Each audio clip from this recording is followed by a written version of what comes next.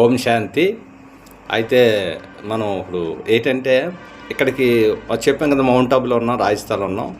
మరి మేము రేపు బయలుదేరితే మరి వైజాగ్ వస్తామని ముందు మాట ఇచ్చాం కనుక తుఫాను ఉన్నాయి, ఏదైనా చేరవలసిన గమ్యానికి మన తండ్రి పరమాత్ముడు చేరుస్తారు. అయితే అన్నీ తత్కాలిక టికెట్ అయితే రిజర్వేషన్ అది అయిపోయింది. అయితే మీకు ఇక్కడ విషయం ఏంటి చెప్తానంటే, మనం తెల్లవారు మార్నింగ్ లేచిన వెంటనే డైలీ చాలామందికి ఏం చేస్తారంటే ఒక టీయో కాఫీయో పాలు, అది ఏంటంటే ప్రతిరోజు టీయో కాఫీ తాగుతాం. ఎందుకంటే అది బాడీకి చాలామందికి ఎనర్జీ అని, అదొక స్ట్రెంగ్త్ అనమాట.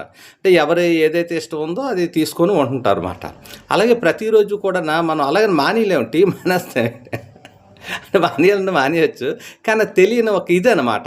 అలాగే టిఫిన్ ఇడ్లీయో ఏదో తింటాం, మానం భోజనం చేస్తాం, మరి భోజనం మానేస్తాం, ఏది మానం ప్రతిదీ చేస్తూ ఉంటాం, మానవసలేదు.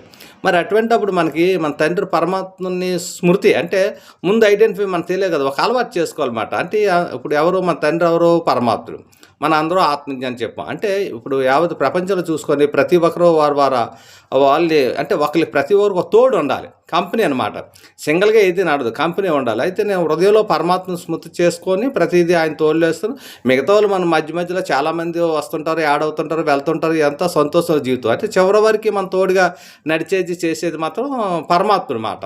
ఆయన డెఫినెట్గా ఆయన కనబడకపోయినా ఆయన యొక్క పవర్, ఆయన యొక్క శక్తి మనల్ని నడిపిస్తుంటుంది. అది 100% ట్రూత్, విశ్వాసం, నమ్మకం మాట.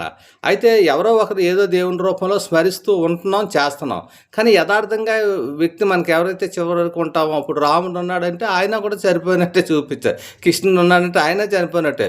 మనం అది జేసస్ అంటారు, మహమ్మద్ ప్రవర్తన అంటారు, ఎవరైనా గౌతమ్ వీరు ఎవరైనా ఉన్నారా అని అంటే అందరూ శరీరాలు వాళ్ళ ఫోటోలు. మరి పరమాత్ముడు ఎవరో జ్యోతి స్వరూపుడు. మరి ఆ జ్యోతికి మన కార్తీక మాసాలు ఏంటంటే ప్రతి దగ్గర జ్యోతిని వెలిగిస్తాం. శివ జ్యోతి స్వరూపుడు పరమాత్ముడని అంటే అతను గుర్తుగా అనమాట. అంటే ప్రతి ఒక్కరికి పరమాత్ముడైన శివుడు అనమాట, నిరాకారుడు శివుడు.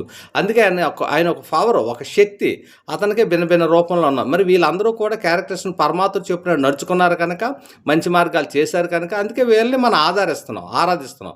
So very good. అంటే అది చాలా మంచిదే. కాకపోతే ఏంటంటే వీళ్ళందరూ కూడా తాపత్రయం పెండిది అంటే ప్రతి ఒక్కరు కూడా పరమాత్ముని కోసం సంబంధం. మరి రాముడు కూడా శివుడిని ఆరాధించినట్టు, కృష్ణుడు కూడా గోపిస్తర్లో శివుడిని ఆరాధించినట్టు, మరి ఇటు రాక్షసులు అవ్వచ్చు, ఎవరైనా అందరూ శివుడి దగ్గరికి వెళ్తారనమాట. మనం జనరల్గా అంటాం శివాజ్ఞ ఇది శివుడి ఆజ్ఞ లేదని సేమైనా కొట్టదు అంటాం. సో అలాగే ఏంటంటే మరి అందరికీ బర్త్డేలు తెల్లవారులతో ఈయన శివరాత్రి అంటాం. చూడండి, మొత్తం సంవత్సరంకి ఒకసారి వచ్చిన శివరాత్రి, ఆ ఒక్కరోజే మనం అంతా మేలుకుంటాం, శివుడి కోసం జాగరణ చేస్తాం. ఎంతో ఇదనమాట. చిన్న డిఫరెంట్ ఉంది కదా అక్కడ కూడా. ఎక్కడైనా జరిగేది మన ఎన్నాళ్ళైతే ఒక సిస్టమేటిక్ ఉండేది. అందుకు మొట్టమొదటి ప్రతి ఒక్క ఆత్మ పరమాత్మ